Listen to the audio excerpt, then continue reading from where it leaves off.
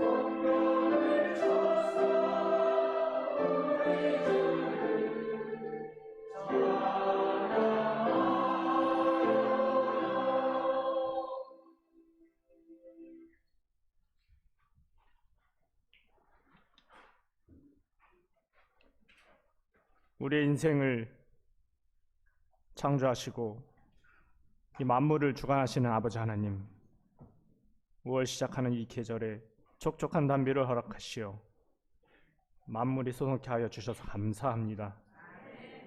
하나님 아버지, 5월 가정의 달을 맞이하여 믿음의 가족들의 가정에 은혜의 말씀이 넘쳐나게 하시고 실천하는 믿음의 생애를 살게 하여 주시옵소서. 또한 영적 생명력을 가지고 선한 영향력을 발휘하는 성도들이 되게 하여 주시옵소서. 아버지 하나님, 우리들에게 믿음의 좋은 습관을 갖게 하셔서 기도하며 무릎 꿇게 하시고 봉사의 기쁨을 누리며 각반 각소 걸음마다 놀라운 주님의 능력을 경험케 하여 주시옵소서. 오늘 단회에 세우신 목사님을 통하여 능력의 말씀이 선포되도록 성령의 두루마리를 옷 입혀 주시옵소서. 이 시간 주님께서만 홀로 영광 받으시옵기를 예수님 이름으로 간절히 기도드립나이다. 아멘.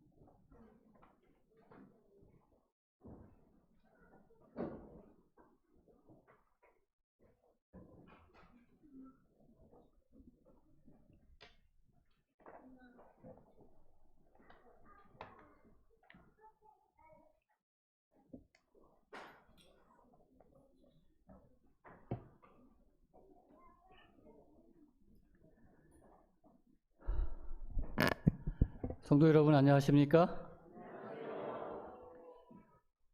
오늘은 참 바쁘네요.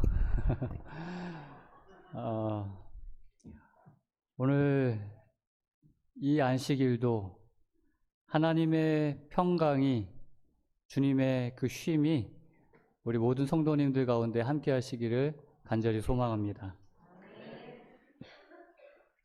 한 가지 먼저 안내해 드릴 것은 각 시대의 대쟁투 헌납하신 그 헌금을 어떻게 내느냐 궁금해 하시는 분들이 계신데, 뒤에 있는 그 봉투에 내셔서 헌금 바구니에 넣으셔도 되고요.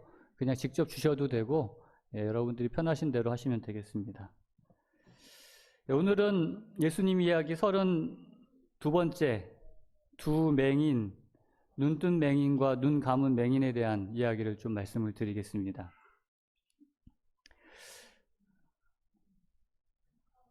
여러분, 이 과일의 색감을 한번 보시길 바랍니다. 어떤가요? 너무 이쁘죠? 물감으로도 이런 색을 묘사하기가 참 어렵습니다. 빨강색도 그냥 빨강색이 아니라 여러 종류가 있고요. 노란색도 마찬가지고 초록색도 마찬가지고, 이 다양한 색감 보기만 해도 참 이쁩니다. 먹고 싶죠? 꽃은 또 어떤가요? 너무 이쁘죠? 5월은 장미의 계절이라고 하는데, 장미도 색깔이 한 종류만 있는 것이 아니라 정말 다양한 색깔이 존재하는 것을 우리가 볼 수 있습니다. 꽃들만 봐도 예쁩니다. 진짜 색깔로 표현할 수 없는 아름다운 꽃들. 그런데 이 꽃들의 색깔이, 그 아름답던 다양한 과일의 색상이 하나로 바뀌는 순간이 있어요. 언제입니까? 깜깜해지면 이 모든 아름다운 색깔들이 하나의 색으로 변합니다. 어떤 색으로요? 검정색. 사실 색깔이 변하는 게 아니라 우리의 눈이 그 색을 감지를 못하는 것이죠. 우리가 본 이 아름다운 색상들은, 이 꽃의 색깔들, 이런 다양한 과일의 색깔들을 볼 수 있게 해주는 것은 무엇 때문일까요? 빛 때문입니다. 그 빛이 비추어 주기 때문에 그 빛을 통하여 우리는 이 아름다운 색깔을 볼 수 있는 것이에요. 그 빛이 사라진다면 그냥 깜깜한 어둠뿐인 것이죠. 사실 죄악이 가득했던 이 세상도 깜깜하던 때가 있었습니다. 창세기에 이 땅이 창조될 당시의 상황에 대하여 이렇게 이야기합니다. 땅이 혼돈하고 공허하며 흑암이 깊음 위에 있고, 이 세상은 무엇으로 가득 찼다고요? 흑암으로 가득 차 있었던 세상입니다. 그 흑암으로 가득 찬 세상에 하나님께서 빛이 있으라 하시니 빛이 있게 되었습니다.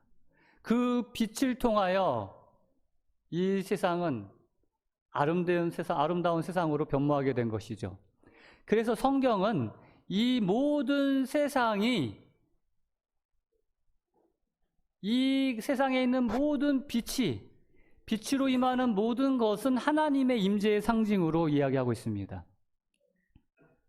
최초에 창조되었던 이 빛에서도 알 수 있듯이, 그리고 이스라엘 백성들이 출애굽하여 광야를 지나갈 때 밤에 불기둥으로 인도하셨던 그 하나님, 그리고 시내산에 그 임재하셨던, 빛 가운데 임재하셨던 그 하나님, 그리고 성소에 법궤 위에 시은 자 위에 빛으로 임재하셨던 하나님, 정말 이 세상에 빛이 상징하는 것은 하나님의 임재의 상징이었다는 것이죠.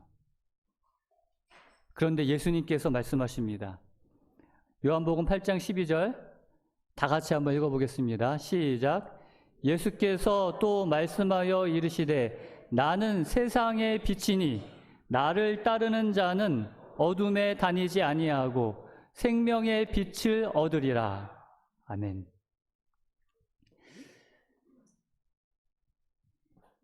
예수님께서 놀라운 말씀을 여기서 하고 계세요, 지금. 내가 무엇이다? 내가 빛이다. 내가 세상의 빛이니. 이 말씀은 뭐와 같은 것이에요? 이 말씀은 내가 하나님이다. 내가 메시아이다. 이 선언과 같은 것입니다. 지금 이 말씀을 하고 있을 때는 초막절이었습니다.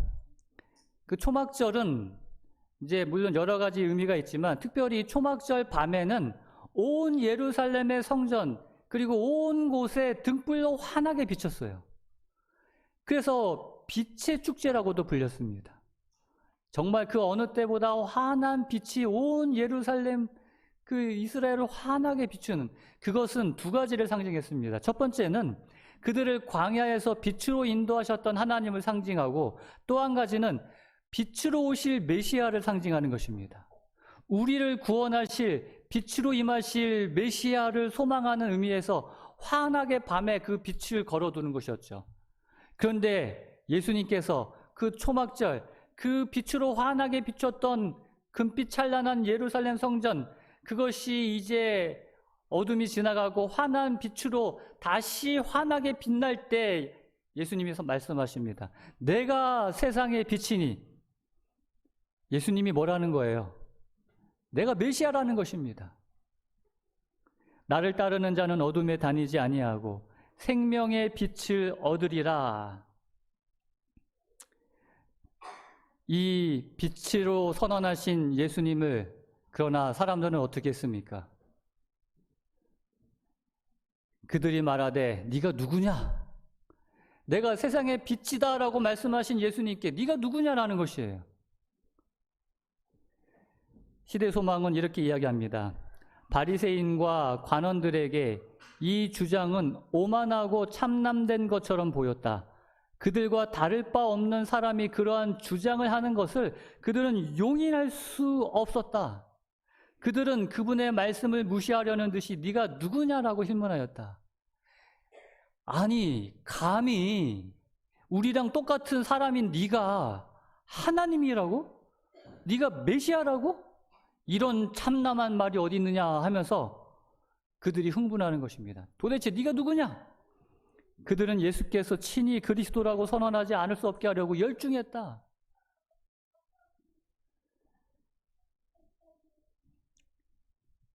예수님께서는 말씀하십니다. 너희가 나를 알지 못하고 내 아버지도 알지 못하는도다. 내가 빛이라고 말씀하신 예수님을 알아야지만이 뭐 할 수 있어요? 빛 대신 예수님을 통하여 생명 안에 빛 가운데 거할 수 있는데, 그것을 거절한다면 뭐밖에 없어요. 24절에 있는 말씀처럼 너희가 만일 내가 그인 줄 믿지 아니하면, 빛으로 오신 메시아인 나를 믿지 아니하면 뭐밖에 없어요? 죽음밖에 없는 것입니다. 여러분, 체중계에 올라설 때 보면 어때요? 특히 여자분들 좀 긴장되지 않나요?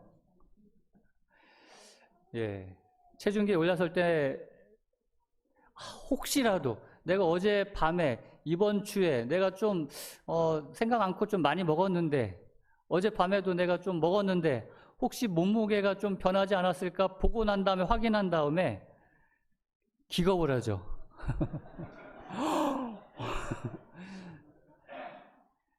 그리고 어떻게 해요? 체중계를 막 집어 던집니다. 물론 이렇게까지는 안 하죠. 너 도대체 이게 뭐야 하면서. 여러분, 체중계가 잘못 있어요? 체중계는 잘못 없어요. 체중계는 단지 우리의 현실을 보여줄 뿐이에요. 내 모습을 보여줄 뿐입니다.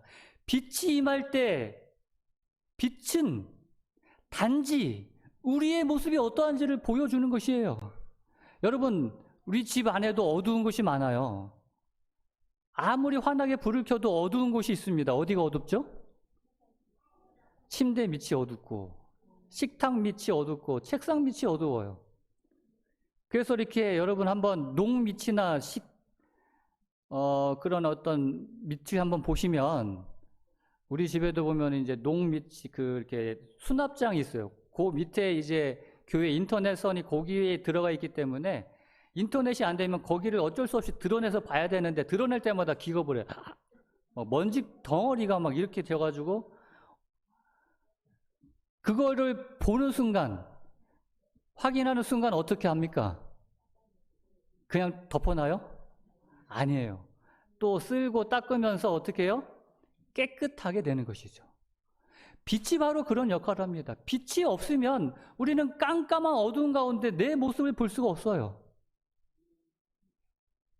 그 빛이신 주님께서 이르러 와야지만이 내 마음속에 있는 죄악을, 내 마음속에 있는 어둠을 확인하고 어떻게 합니까? 덮어두는 것이 아니라 그 빛이신 예수님께서 그 어두움을, 그 먼지구덩이를, 그 죄악투성이를 다 주님의 보혈로 깨끗하게 하실 수 있도록 내어드리는다는 것이죠.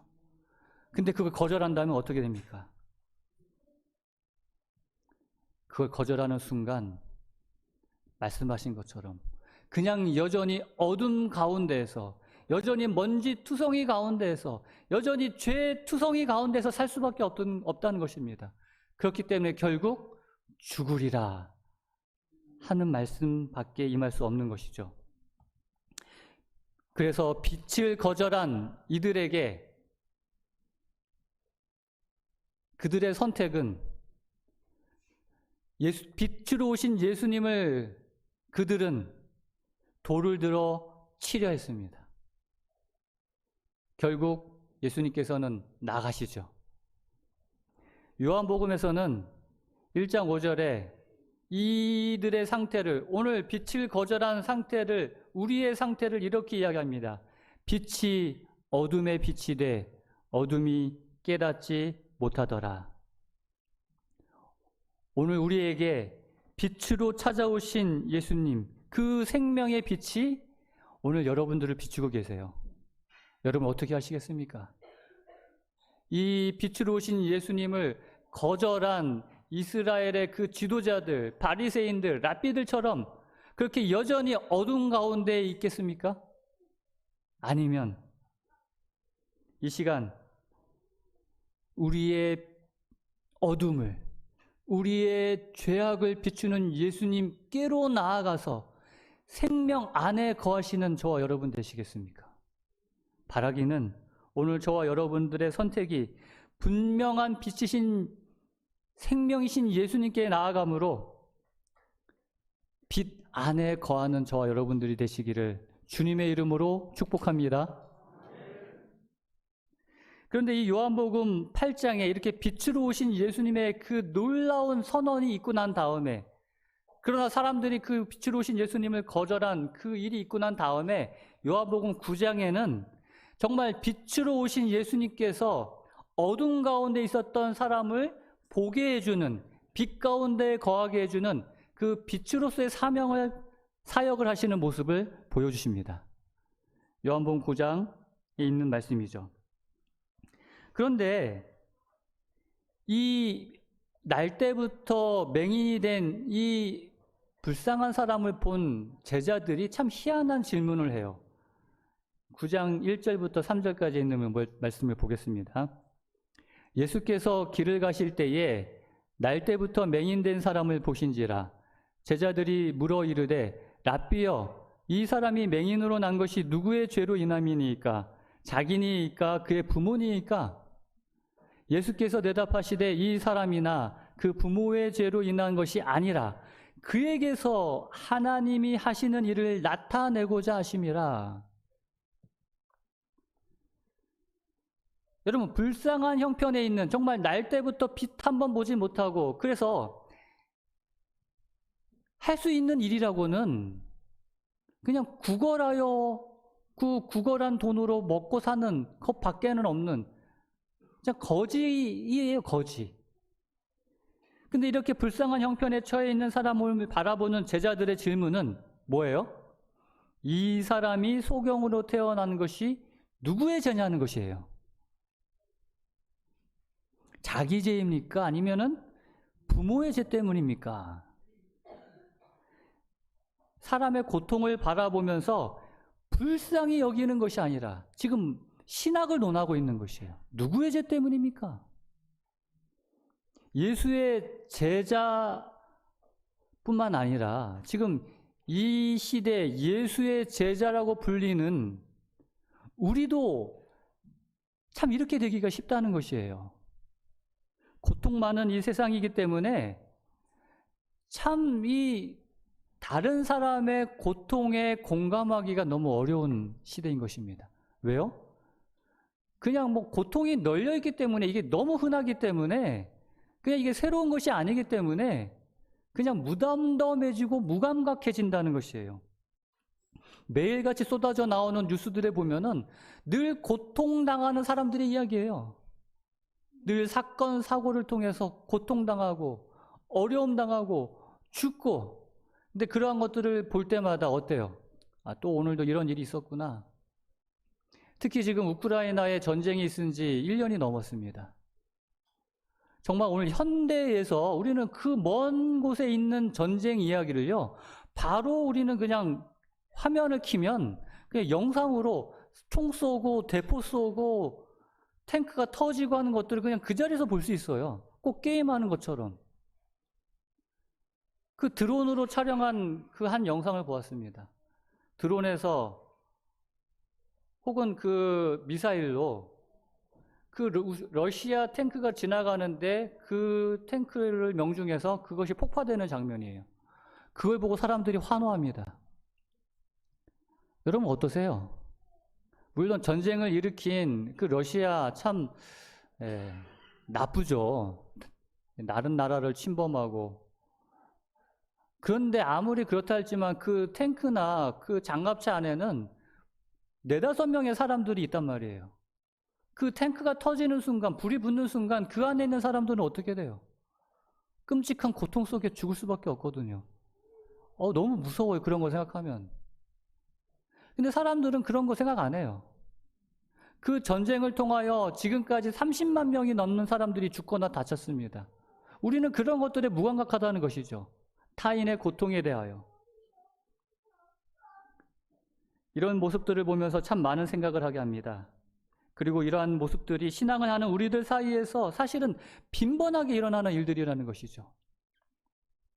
신앙을 한다는 사람들, 심지어 예수의 제자들조차도 그랬기 때문입니다.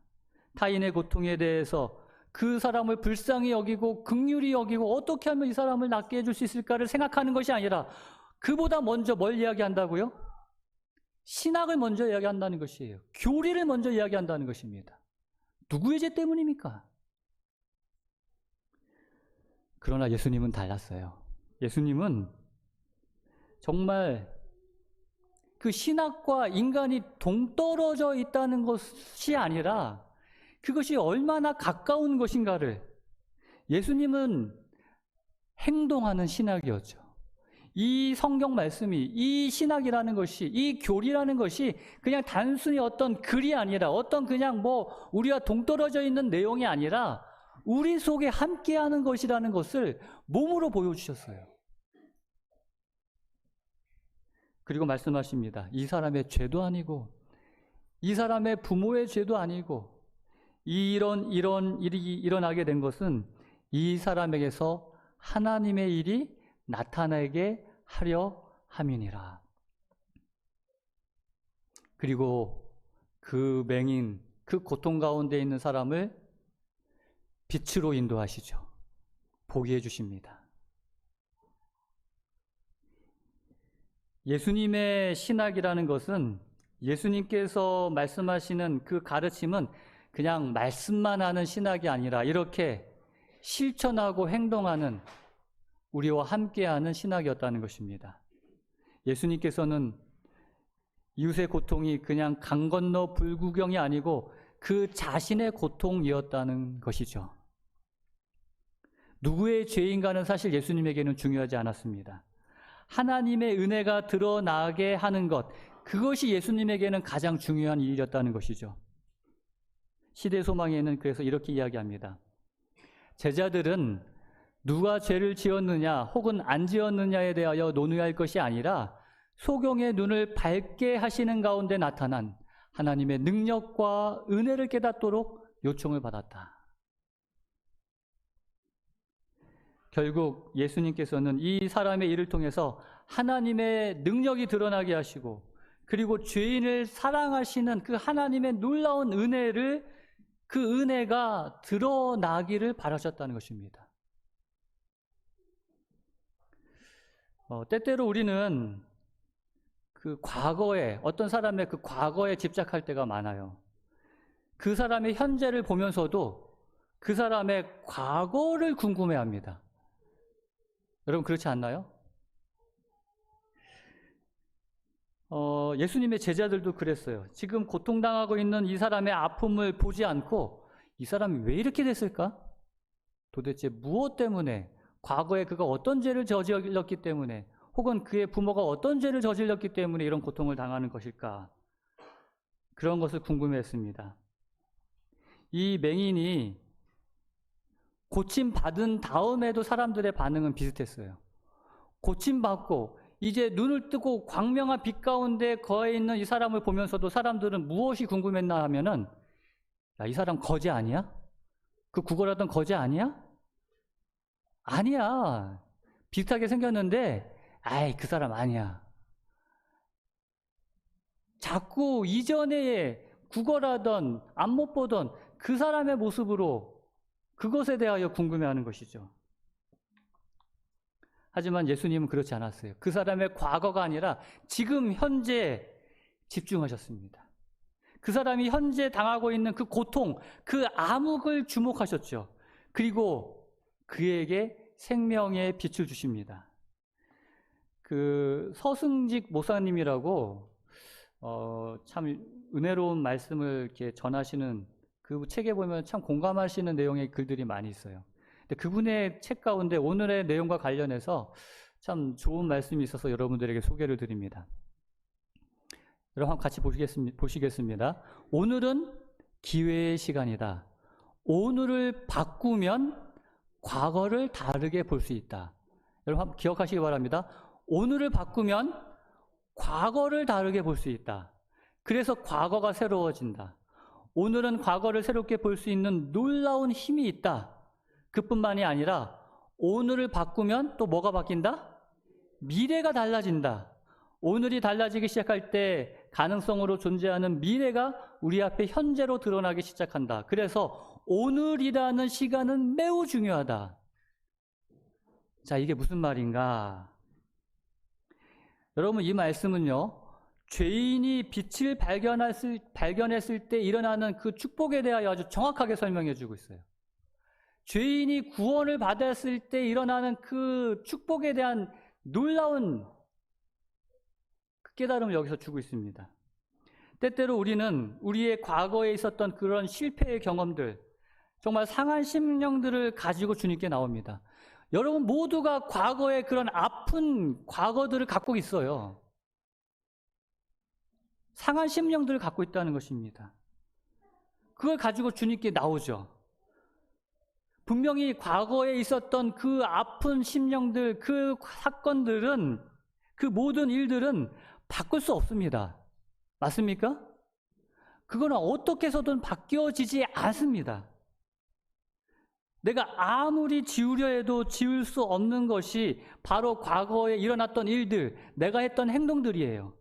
하지만 예수님을 만나면 그 과거를 바라보는 우리의 눈이 달라집니다.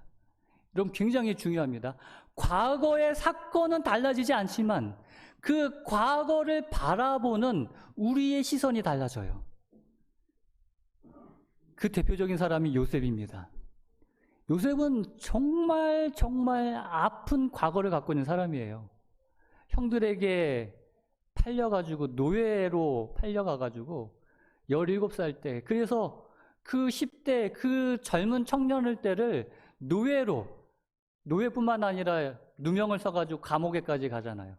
10년이 넘는 시간을 어둠 가운데 있었습니다. 정말 사랑하는 사람에게 배신당한 그 아픈 심령이 있었어요. 정말 고통으로 점철된 그 과거가 있었습니다. 그러나 그가 그 과거에 대하여 이렇게 이야기합니다. 당신들이 나를 이곳에 팔았다고 해서 그 형들에게 이야기하는 이야기예요. 근심하지 마소서, 한탄하지 마소서. 하나님이 생명을 구원하시려고 나를 당신들보다 먼저 보내셨나이다. 당신들이 나를 판 게 아니에요. 하나님이 나를 먼저 보내신 거예요. 하나님이 큰 구원으로 당신들의 생명을 보존하고 당신들의 후손을 세상에 두시려고 나를 당신들보다 먼저 보내셨나니 그런즉 나를 이리로 보내니는 당신들이 아니요 하나님이시라. 과거의 사건은 바뀌지 않았지만 과거를 보는 눈은 바뀌어졌어요. 하나님을 통하여 이 모든 일들도 하나님의 역사 안에 있음을, 하나님의 섭리 아래 있음을 깨닫고 감사할 수 있게 되는 것이죠. 우리의 마음이 바뀌는 것이에요. 늘 그것만 생각하면 가슴 아파하면서 가슴을 치는 것이 아니라 그 일 통해서도 나타나실 하나님의 은혜를 생각하며 오히려 하나님을 찬양하며 감사할 수 있게 되는 오늘이 되는 것입니다. 내일도 바뀌어질 수 있나요? 오늘의 이 변화와 깨달음을 통하여 우리의 미래 또한 바뀌어집니다. 어둠에서 빛으로 나오게 되는 것이죠.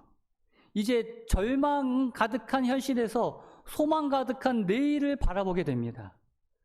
그렇기 때문에 오늘 예수님을 만나는 것, 오늘 생명의 빛 대신 주님을 내 마음에 모시는 것은 우리의 과거를 바꿀 뿐만 아니라 우리의 미래를 새롭게 만들 수 있는 전혀 다른 인생을 살 수 있게 해준다는 것이에요.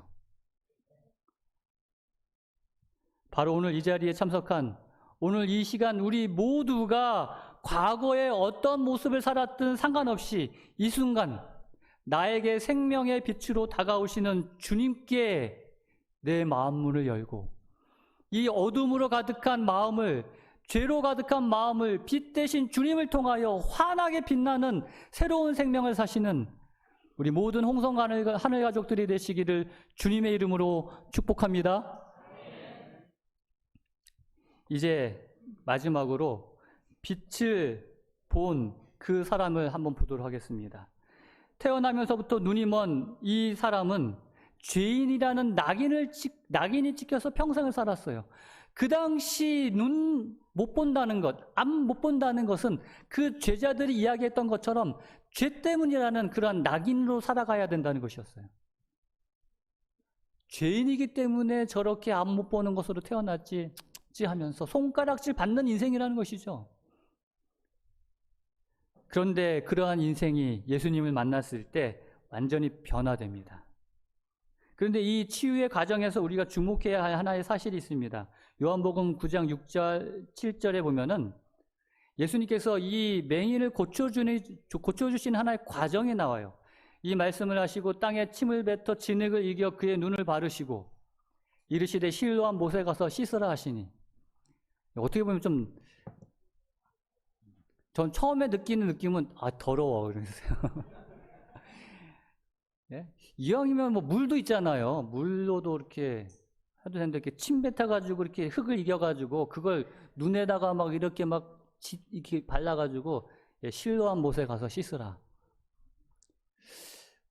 예수님이 말씀만으로도 충분히 이 사람의 눈을 뜨게 하실 수 있습니다. 우리 송동준 목사님께 들은 말씀 여러분 기억하시죠? 이게 뭐지? 이게 정말 뭘까? 왜 예수님께서 굳이 침을 뱉어가지고 흙을 짓이겨가지고 눈에다가 발라가지고 실로암 못에 가서 씻으라라고 했을까? 글쎄 모르겠습니다. 그러나 아마도 이 성경에 보면은 다른 많은 경우에 예수님께서 말씀으로 이렇게 낫게 하시는 경우에 보면은 그 사람의 믿음을 보고 말씀을 하십니다. 그렇죠? 12의 혈육 중 앓던 여인이 예수님의 옷자락을 만진 믿음을 보시고 내 믿음이 크도다. 그 로마 백부장이 말씀으로만 하시옵소서 했을 때 내 믿음이 크도다 하면서 그 믿음을 보시면서 그 문둥병자들이 다윗의 자손 예수여 나를 불쌍히 여기소서 하는 그 믿음을 보시면서 구원을 하시는, 낫게 하시는 장면들을 봅니다. 그런데 이 맹인은 예수님께 나와서 예수님의 믿음의 고백을 하지 않았어요. 그냥 예수님이 불쌍히 여기시고 고쳐주십니다. 그런데 이 맹인에게 필요했던 것이 하나 있었어요. 뭐예요? 예수님을 붙잡는 믿음의 표현이 필요했어요. 이 맹인은 태어났을 때부터 맘못 보는 거기 때문에 배운 것도 없고 지금 눈앞에 계신 분이 예수님인지도 몰라요. 그냥 깜깜한 세상에 갇혀 사는데 누군가 와가지고 뭐 뭔가를 막 이렇게 바르면서 실로암에 가서 씻으라. 그때 이 사람에게 필요한 게 뭐가 있을까? 필요했던 게 뭘까요? 믿음이었어요.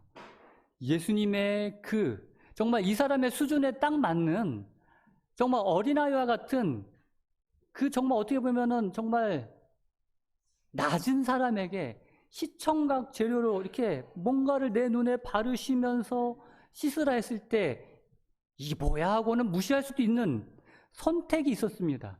다양한 선택 앞에 이 맹인은 어떤 선택을 했어요?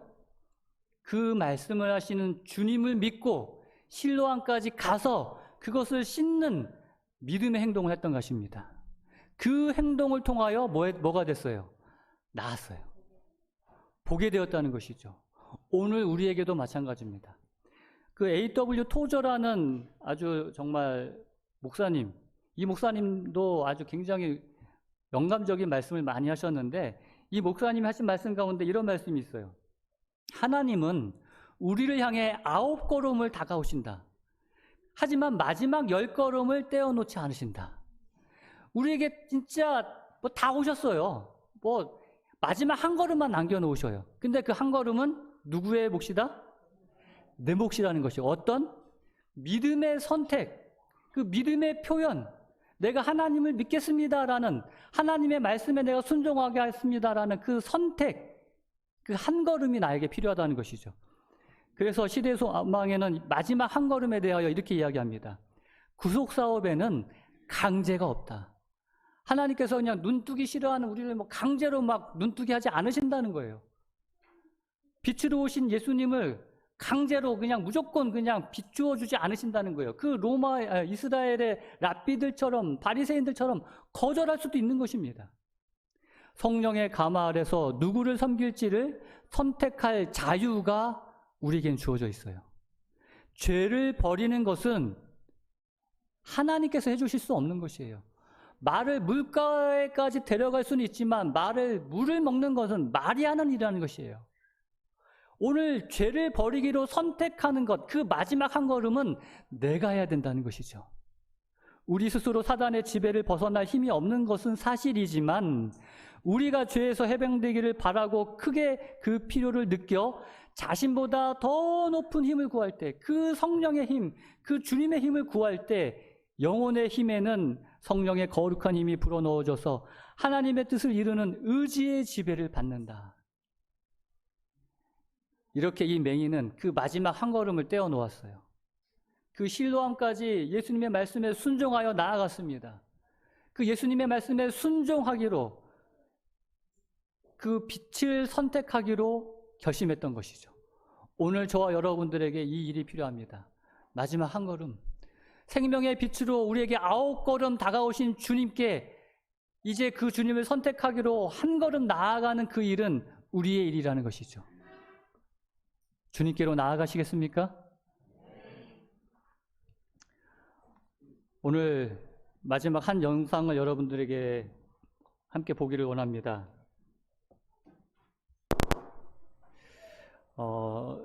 영상을 한번 보겠습니다.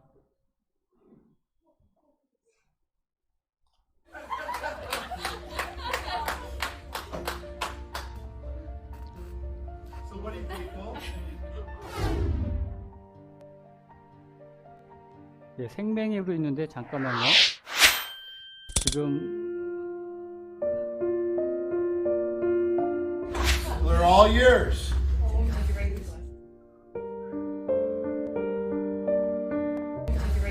Okay, they're all yours. Let's see what it does.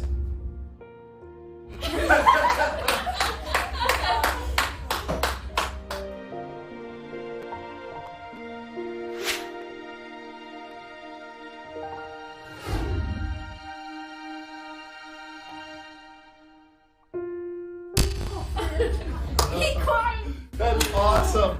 Come here. Come here, dude. Oh, I'm so happy for you. Mom, you better get in there too. That is so awesome. I told you it's going to be a little emotional. 지금 보시는 이 화면이 보통 조나단이 보았던 세상이에요. 생명은 흑백으로밖에 안 보여요. 회색빛 세상인 것이에요. 그런데 이제 생명을 보조해주는 그 안경을 끼니까 이 회색빛 세상이 That's awesome. Hey, come here. Come here, dude. Oh, 회색빛 that just 세상에서 tells you how 이제 beautiful the world 색깔을 you 보게 have. 된 God, 이 I 조나단이 그 right? 모습에 감격하고 우는 것이에요. 눈이 터져 That 나와요. is so cool. No, John, I touched them. Don't you want to touch them? I wanted to touch every color. 자, 근데 지금 이 선생님이 나는 모든 색깔을 다 만져보고 싶었어. 그런 이야기를 하죠. Isn't that cool? That is so cool. That is awesome. What a great movie. 자, 저렇게 지금 조나단이 보던 세상이 그 안경 하나로 이렇게 바뀌어집니다. 자, 여기까지요. 네, 여기까지입니다. 자, 그런데 여기서 그 조나단, 생명이었던 조나단에게 그 생명 보정 안경을 건네준 선생님도 생명이었어요. 그러니까 수업 시간에 이 조나단이 우연찮게 생명이라는 걸 알고 난 다음에 이 조나단 선생님이 자기가 2년 전에 선물 받은 이 생명 보정 안경을 선물한 거예요. 그리고는 이제 아까 얘기했죠. 봤지? 내가 제일 먼저 보고 싶어 했던 것이 바로 이거야 하면서 그 이야기가 바로 그 이야기입니다. 나도 생명이었는데 이 안경을 끼고 나는 이 주기율표 화학 선생님이거든요. 그 주기율표의 천연색 그걸 보고 싶어 했다는 것이에요. 너도 이거 한번 봐봐. 얼마나 색깔이 다양한지. 여러분, 앞 못 보는 맹인이나 이 생명처럼 이 회색빛으로 그냥 흑백으로 살아가는 사람들에게 단지 안경 하나만 선물했을 뿐인데 이 세상이 달라 보였어요. 전혀 다른 세상이 펼쳐지는 겁니다. 오늘 우리 앞에도 어쩌면 앞 못 보는 맹인처럼 아니면 어쩌면 이 세상을 보긴 보지만 그냥 흑백처럼 회색빛처럼 그런 암울한 세상으로 살아가는 우리에게 예수님께서는 빛으로 다가오십니다. 그리고 보게 해주세요. 그냥 보게 해주신 것이 아니라 그냥 회색빛 암울한 세상이 아니라 생명으로 가득 찬 그 아름다운 세상을 우리에게 보여주시는 것입니다. 오늘 저와 여러분들이 보게 되길 원합니다. 오늘 저와 여러분들이 이 어두움에서 벗어나서 정말 광명한 빛 가운데로 나아가게 되길 간절히 원합니다. 그래서 이 세상 살아갈 때 과거에 일어났던 그 어떤 일도 미래에 대한 그 불안한 일도 이제는 내가 만난 그 주님 안에서 밝은 미래를, 감사한 과거를, 그리고 영원한 하늘을 그렇게 믿음의 눈으로 바라보는 우리 모든 홍성 하늘 가족들이 되시기를 주님의 이름으로 축복합니다. 이제 음악이 마칠 때까지 개인적으로 주님께 기도하겠습니다. 빛으로 우리에게 찾아오신 주님을 마음속에 영접함으로 이제는 눈을 뜨게 되기를 간절히 소망합니다. 예수님을 거절했던, 비록 본다고는 하였지만 눈뜬 맹인이 아니라 정말 바라볼 수 있는 빛의 사람들이 되시기를 여러분 주님께 간절히 간구하시겠습니다. 기도하겠습니다.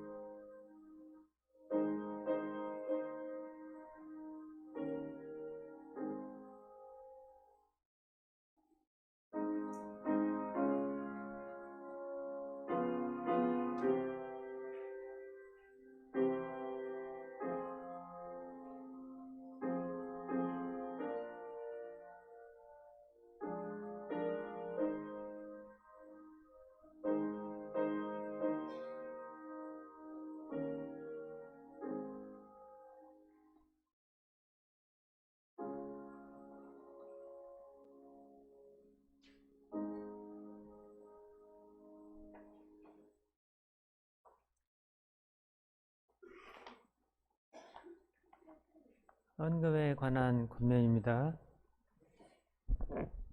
오직 너희를 위하여 보물을 하늘에 쌓아두라. 거기는 좀이나 동록이 해하지 못하며 도둑이 구멍을 뚫지도 못하고 도둑질도 못하느니라. 마태복음 6장 20절 말씀.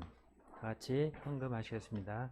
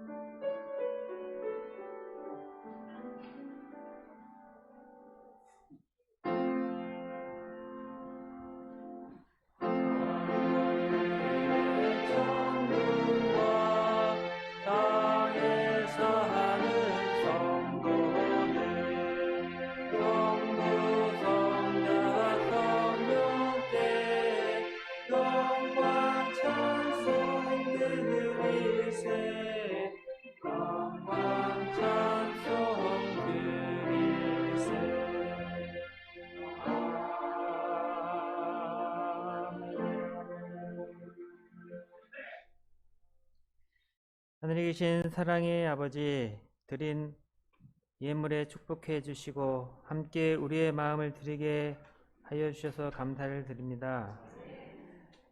주의 헌신하는 주의 백성들 되게 인도해 주시고 이 헌금이 쓰이는 곳에 주의 복음의 역사가 일어나게 인도해 주시옵소서.